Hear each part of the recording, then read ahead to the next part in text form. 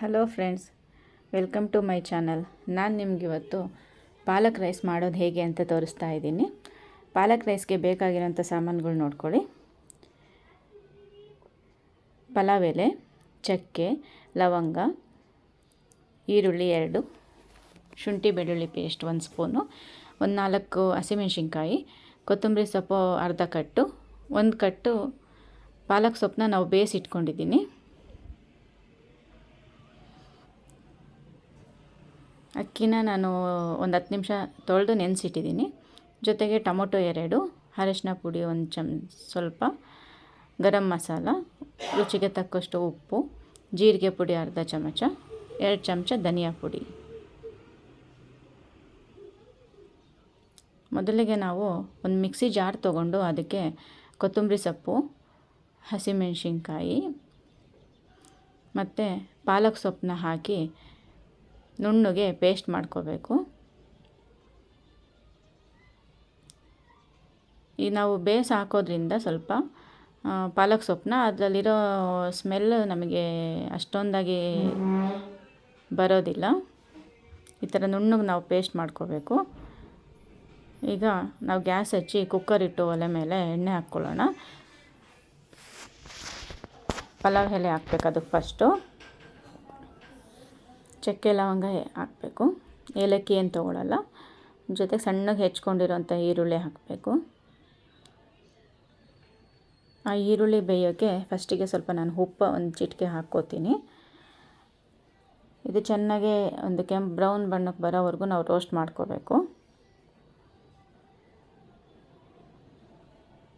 ಇದಕ್ಕೆ ಇವಾಗ ನಾವು ಶುಂಠಿ ಬೆಳ್ಳುಳ್ಳಿ ಪೇಸ್ಟ್ ಹಾಕ್ಕೊಳ್ತಾ ಇದ್ದೀನಿ.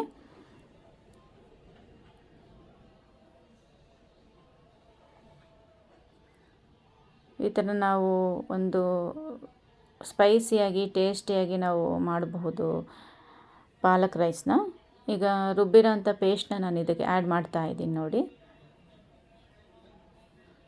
ಇದನ್ನೆಲ್ಲ ನಾವು ಎಣ್ಣೆಲೇ ಫ್ರೈ ಮಾಡೋದ್ರಿಂದ ಟೇಸ್ಟು ತುಂಬ ಚೆನ್ನಾಗಿ ಬರುತ್ತೆ ನೋಡಿ. ಈ ಥರ ಚೆನ್ನಾಗಿ ನಾವು ಅದನ್ನ ಫ್ರೈ ಮಾಡಬೇಕು. ಇದಕ್ಕೆ ಇವಾಗ ನಾನು ಸಣ್ಣದಾಗಿ ಹೆಚ್ಕೊಂಡಿರೋಂಥ ಟೊಮೊಟೊ ಹಾಕ್ತಾ ಇದ್ದೀನಿ.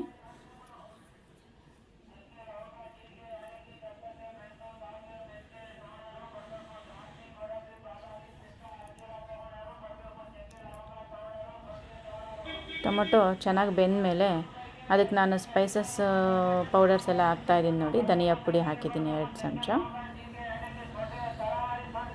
ಜೀರಿಗೆ ಪುಡಿ ಅರ್ಧ ಚಮಚ,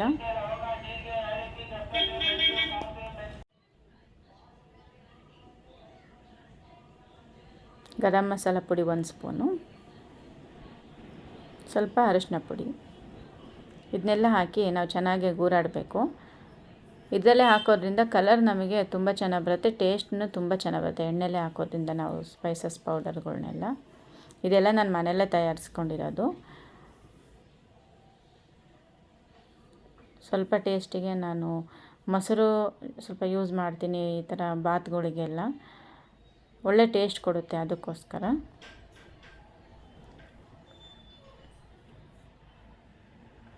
ಈಗ ನಾವು ಇದಕ್ಕೆ ಅಕ್ಕಿ ಅಳತೆಗೆ ಸರಿಯಾಗಿ 1 ಲೋಟ ಅಕ್ಕಿಗೆ 2 ಲೋಟ ನೀರು ಅಳತೆಗೆ ತಕ್ಕಂಗೆ ನಾನು ನೀರು ಹಾಕ್ಕೊತಾ ಇದ್ದೀನಿ.